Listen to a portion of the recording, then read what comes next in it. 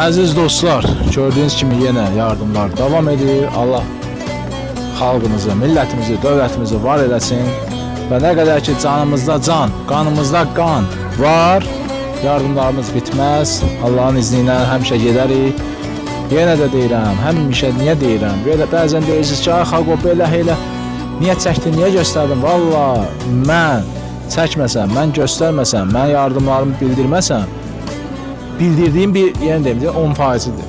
O qədər mən çoxsunu bildirə bilmirəm. Mən səhifəmdə gördüyünüz yardımın 10%'dir.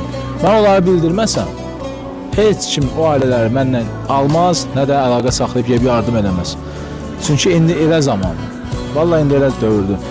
Görmədən heç kəs heç eləmir.